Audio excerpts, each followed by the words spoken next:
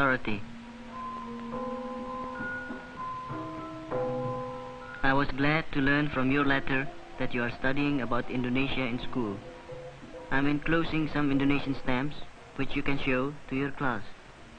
Someday I hope you can visit our islands to see how we live, as I did when I visited you in the United States. What can I tell you about Indonesia? It's raining outside right now. I could tell you about our long rainy season and our tropical climate, but I'm sure you will learn about this at school. I suppose I could describe our animal life and our tropical vegetation.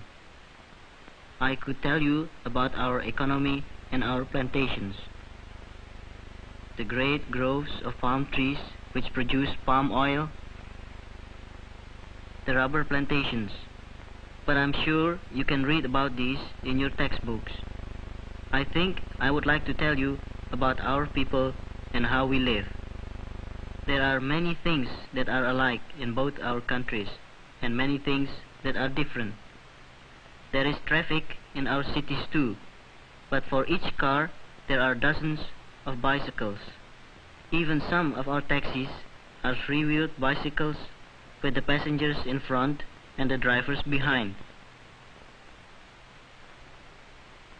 We have jeeps and trucks and automobiles, but they all come from the United States and Europe because we don't have factories here to make them. It's not strange that we have our traffic problems down here on the equator. After all, 3 million people live in Jakarta, our capital city. Many of our newer buildings are like yours too.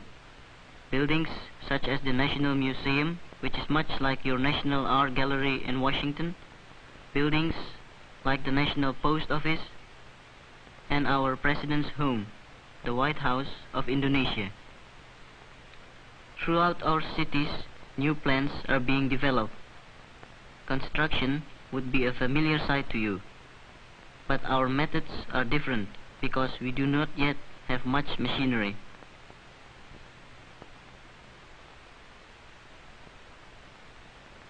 You would feel at home in many of our houses. Many of our people even dress like you do most of the time. At other times, they dress in the traditional way, like little Yusuf Sujito in his black cap and sarong. You would like my friends, the Sujitos. Sometimes, when Mr. Sujito isn't busy at his job with the government, he goes to market with the family.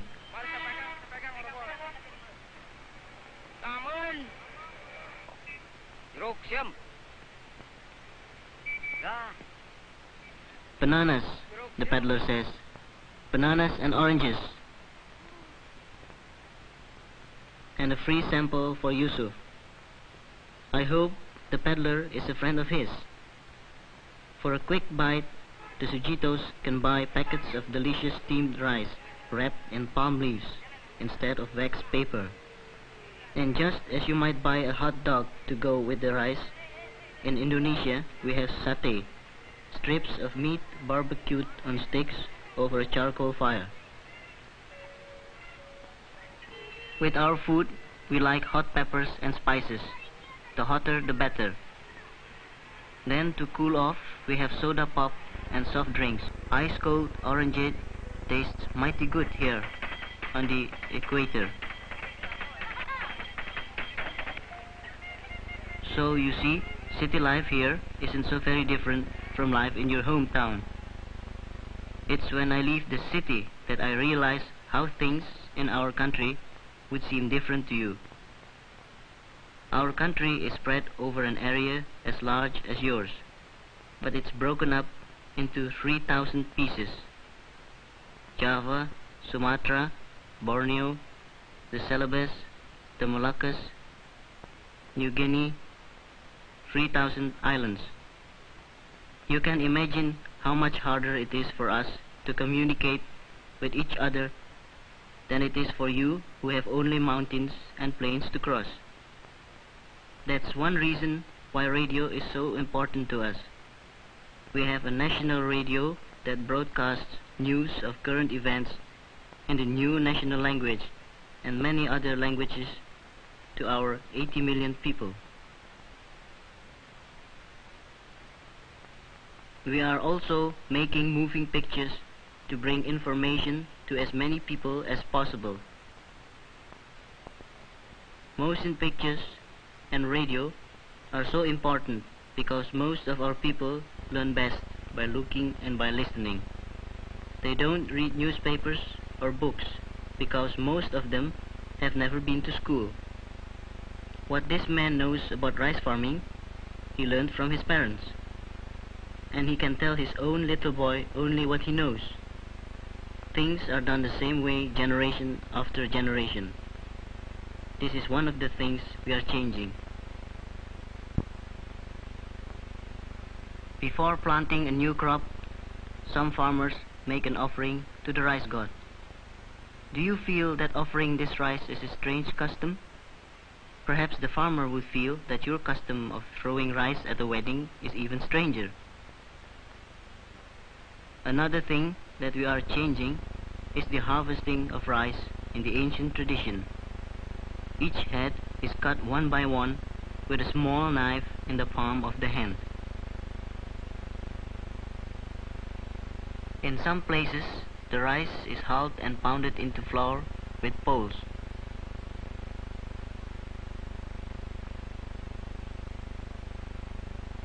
In other regions, the grain is hulled in the fields by stamping on it. It's hard for you to realize, but it takes at least 200 times more labor to produce a bushel of rice here than in your country where you have machinery to help. People work hard in Indonesia. 8 men have to work longer and harder to unload a boat full of coconuts than if there were 1 man and a machine. Our fishing boats sail far out to sea. They carry no charts, no navigation aids, no books. They use only the skills of their crew. Why do our people do things in old-fashioned ways? They haven't had a chance. Our children weren't able to go to school. For many, many years, Indonesia was a colony, unable to help herself or her people. A little of our history is told in the stamps that I'm sending you. The red stamp is the first one ever issued in Indonesia, King William III of the Netherlands. Wilhelmina became queen in 1898, Queen of the Netherlands Indies, or Dutch East Indies as we were called then. In 1938, a commemorative stamp reminded us that Wilhelmina had ruled our islands for 40 years, but 4 years later an anchor and some Japanese characters appeared on her picture. We were ruled by the Japanese for 3 years. And then, Indonesia Merdeka, freedom for Indonesia. But a declaration of independence was not enough. Like you, we had to fight a revolutionary war, the war in which I was a battalion commander. Finally, with United Nations aid, freedom at last came to Indonesia. This is Sukarno, the leader of our revolution and our first president.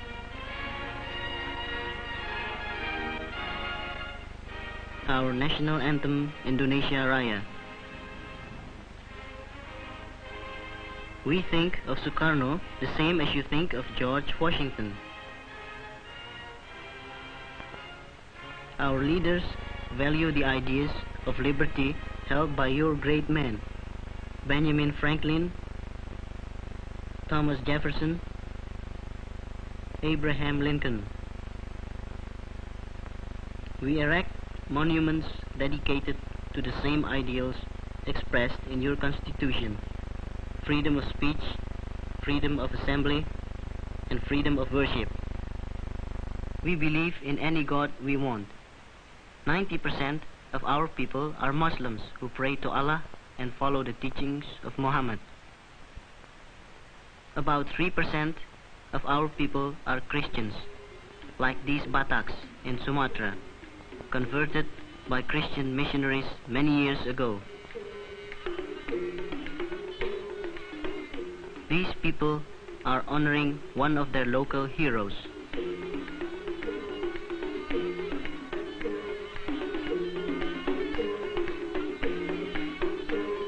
Many of our present-day leaders come from Batak villages like this, just as your leaders came from log cabins and frontier towns.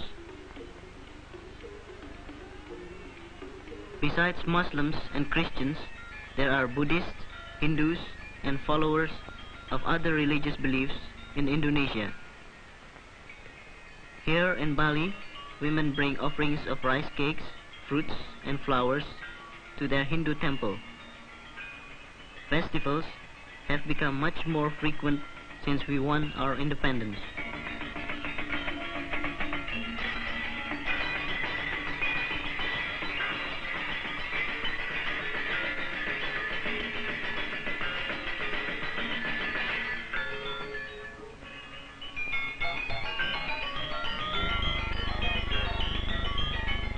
The most remarkable change that freedom has brought to Indonesia is education.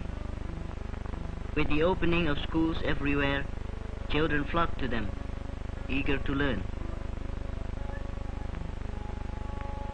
There are college students,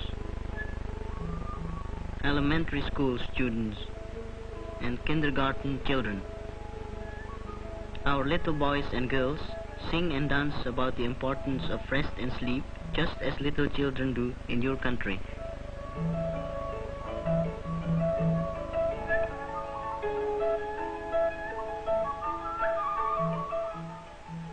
Sometimes they dress up. These two are the king and queen of Siam. And here are visitors from Japan. Boys in Indonesia play wild men of Borneo just like you play cowboys there. And we like our disguises too. But not all our play acting is done by young children. Puppet shows are one of our favorite entertainments in Java and Bali. The puppets cast a shadow on a thin screen and may be viewed from either side. The show begins about 8 in the evening and we watch all night long. Even the children stay up to watch.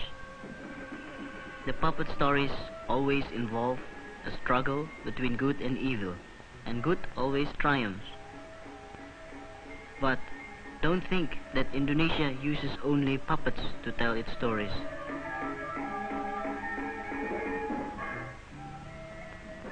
We have many dances on the many islands, some that tell stories, some that we do to express our feelings.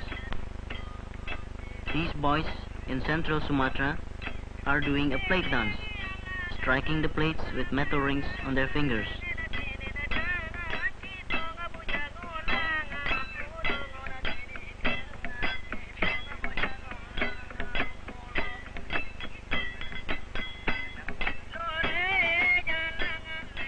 All through the islands, our children learn the music and the arts that make our country rich.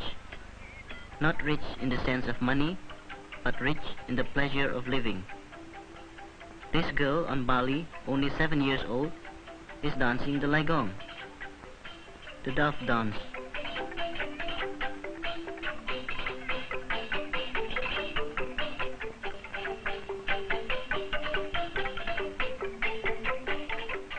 The instruments are made from bamboo by people in the village and belong to the village.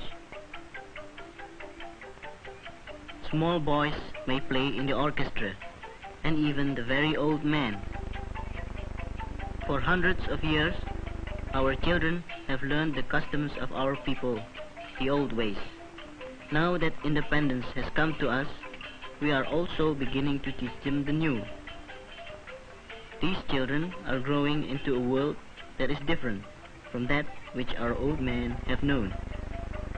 We plan to keep what was good in the old and find what is good in the new. For now, goodbye. I send you best wishes from your friends in Indonesia.